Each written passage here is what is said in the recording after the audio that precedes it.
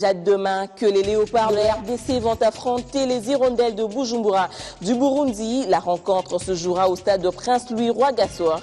La formation congolaise est au complet. Il faut toutefois noter quelques légères blessures de certains joueurs tels qu'Mbokani. À l'Assemblée nationale, le président Aubin Minakou a ouvert les travaux de la commission spéciale mise en place pour régler les différends dans les groupes parlementaires, conflit né, je vous le rappelle, après le départ du G7 de la majorité présidentielle. Les infirmiers des hôpitaux publics du pays seront en grève durant 7 jours. Ces derniers réclament la révision à la hausse de leur salaire. Sans cela, ils ne reprendront pas le travail, affirme-t-il.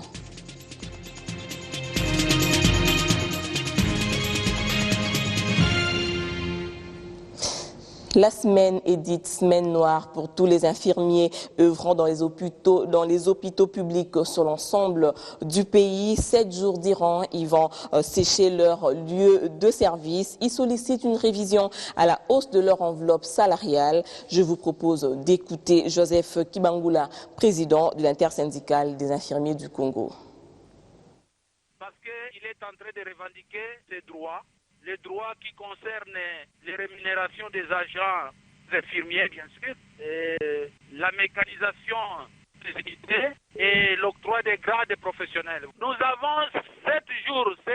Les 7 jours, les infirmiers l'ont qualifié de semaine noire dans les hôpitaux. Et si pendant les 7 jours, le gouvernement ne donne pas satisfaction à nos revendications, nous allons reconduire la grève pendant un nombre de jours encore. A fait une discrimination tout à fait décriée, dans le sens qu'il a augmenté aux médecins 150 000 francs par personne, pendant que le budget est à la fin d'exercice.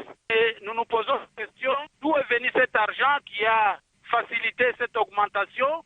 Le travail dépendra que lorsque les infirmiers auront touché ce que nous demandons. Nous demandons le paiement de 250 000 francs complémentaires à chaque infirmier. Les infirmiers s'en vont en guerre, mais l'accès aux soins de santé reste un droit pour tout Congolais. À Dissombo, dans la zone de santé de Kanzinzi, la population s'est elle-même mobilisée pour avoir un centre et depuis, cet édifice contribue efficacement à la réduction de la mortalité. L'accès aux soins de santé, un véritable problème dans plusieurs coins reculés de la République démocratique du Congo. Des problèmes liés, pour la plupart, à la distance à parcourir pour atteindre le centre de santé le plus proche. Un autre problème, c'est celui lié aux infrastructures. Dans les villages de Dissombo, à peu de 90 km de Kolwezi, la population s'est mobilisée pour construire un centre de santé. Cet édifice est donc une réalisation du programme de leadership du projet de santé intégré dans la zone de santé de Kanzinzi. Nous avons passé 53 ans de difficultés. Par manque de moyens de transport, les femmes qui partaient accoucher mouraient en chemin. Nous avons lancé un cri d'alarme pour avoir ces centres de santé. La population s'est mobilisée pour fabriquer des briques et autres travaux de construction. Ensuite, le partenaire est arrivé pour la finition. Depuis la construction de ce centre, le taux de mortalité a sensiblement baissé. Pour avoir les soins, il fallait que la population aille à Mouchacha ou vienne à Moulomba qui était distant de Dissombo de 22-25 km. Il y a eu beaucoup d'accouchements qui se faisaient à domicile, donc les accouchements non assistés. Mais à partir de ce centre-là, les accouchements se font au centre. La communauté a certains centres de santé, mais elle demande un soutien pour la construction des latrines. Nous demandons que d'autres partenaires viennent nous soutenir. Nous n'avons pas de lits, les femmes qui accouchent et d'autres malades dorment à même le sol. En plus, nous n'avons pas d'installation sanitaire adéquate. Après le centre de Dissombo, ceux de Moulombo et de Kamoua ont également été réhabilités grâce à Prosani. La RDC adopte un nouveau modèle de passeport biométrique avec puce. Ce document, beaucoup plus fiable et sécurisé, a été présenté hier au ministère des Affaires étrangères. Le premier type a été remis au chef de l'État, Joseph Kabila. Plus d'explications avec Guilain Kabalounzi.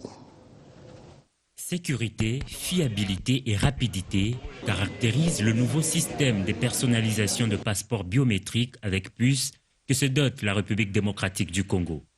Un document dont l'avènement avait été projeté en 2014 et qui se concrétise en fin 2015. Le nouveau passeport est électronique. Cela signifie qu'il contient une puce électronique stockant toutes les informations concernant la personne qui voyage, la personne détentrice du passeport.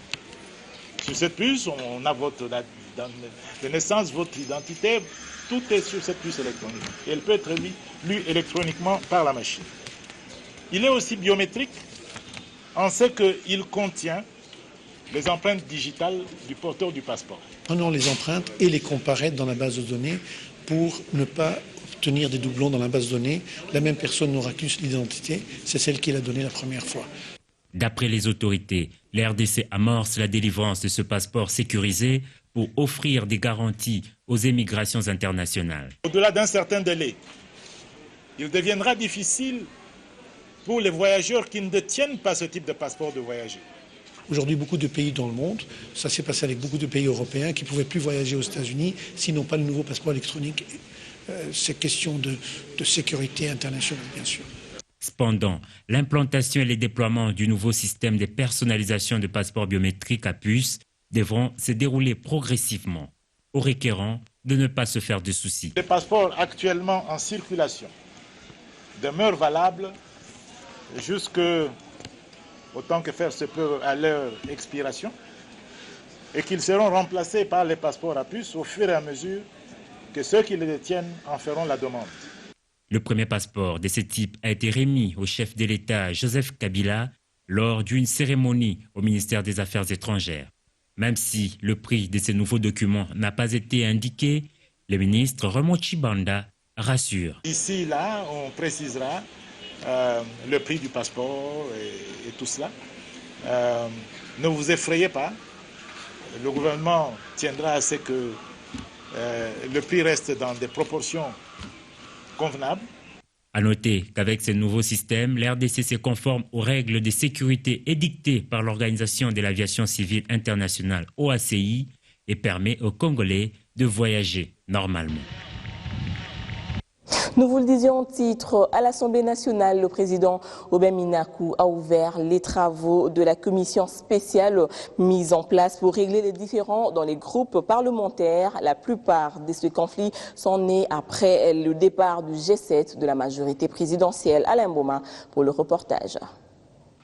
La tâche semble être ardue pour cette commission spéciale créée par le bureau de l'Assemblée nationale après le départ du G7 de la majorité présidentielle. Le président de l'Assemblée nationale a tenu ce mardi, en ouvrant les travaux de cette commission, signifié que le bureau de la Chambre basse du Parlement attend avec beaucoup d'intérêt les conclusions de ces rencontres. Pour qu'il y ait un fonctionnement harmonieux au niveau des groupes parlementaires de l'Assemblée nationale, la plénière nous a demandé de trouver des solutions idoines. Nous devons éclairer les statuts pour chaque cas. Est-ce qu'ils restent responsables du groupe parlementaire ou ils seront non inscrits ou ils vont adhérer à un autre groupe parlementaire ou encore ils peuvent, 4, 5, 6, 10, ils peuvent se constituer un autre groupe parlementaire. Il faut tout de même signaler que cette crise avait poussé l'opposition à demander la reconfiguration du bureau de l'Assemblée nationale parce que selon elle, 80 députés avaient pris la direction de l'opposition après le départ du G7. Des allégations rejetées par la mouvance au pouvoir qui avait présenté plus de 320 députés restés fidèles à l'autorité morale de l'AMP.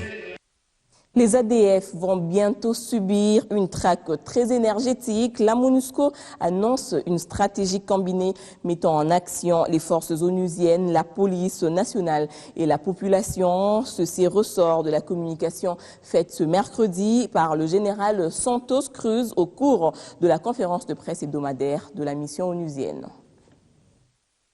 Le problème de l'ADF, c'est un problème très complexe parce que l'ADF continue de tuer les mains civils innocents dans la Brousse et à la périphérie de la ville de Benho et Tcheringuete.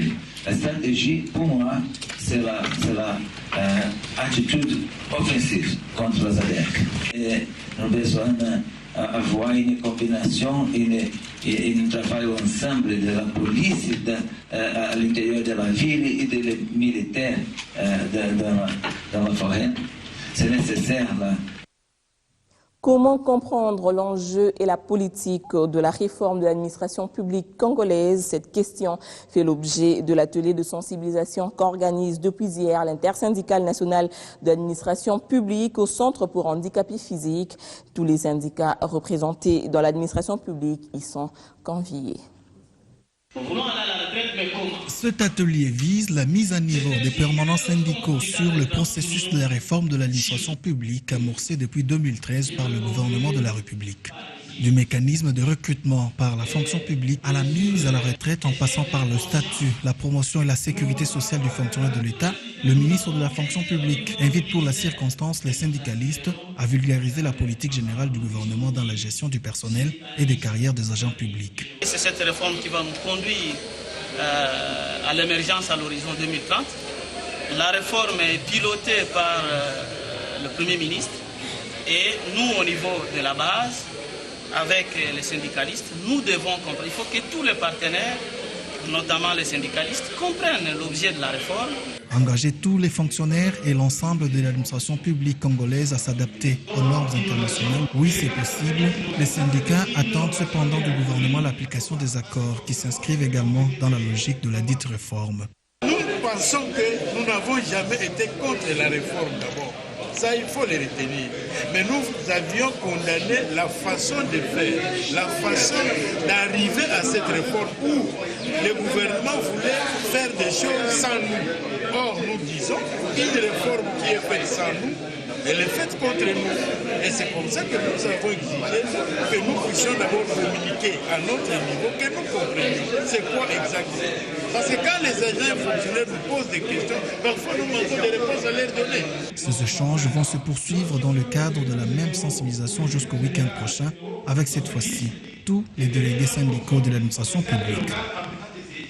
En sport, les Léopards de la RDC jouent leur premier match comptant pour la manche allée des éliminatoires Coupe du Monde Russie 2018 demain à Bujumbura contre les Hirondelles de Burundi au stade Prince-Louis Rwagasore. L'équipe du Congo démocratique affiche complet malgré les légères blessures de certains joueurs tels que Mbokani. L'équipe congolaise s'est envolée cet avant-midi. Football toujours, mais cette fois en compétition nationale avec le Football Club Renaissance qui va tenter de reprendre la tête du championnat de l'entente provinciale de football de Kinshasa. Il rencontre cet après-midi le Football Club Tornado en second match.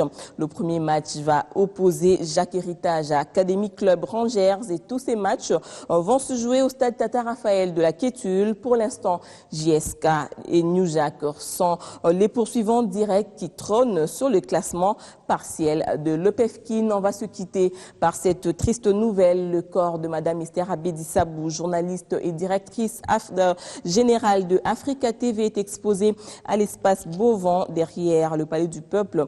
L'enterrement interviendra demain à la nécropole entre terre et ciel. Pour rappel, Esther Abedi Malubungi Sabou a tiré sa révérence samedi après-midi au centre médical Akram. Journaliste talentueuse et directrice générale d'Africa TV, elle faisait la fierté de la presse congolaise par sa perspicacité lors des grands débats. Objective, Esther Abedi l'était, mais aussi animée d'un dynamisme et d'un dévouement doublé d'une finesse d'esprit. Son sourire et sa générosité ont fait d'elle une femme appréciée dans le milieu de la presse congolaise et étrangère. Que son âme repose en paix. Fin de ce journal. Merci de rester branché sur B1 Télévision.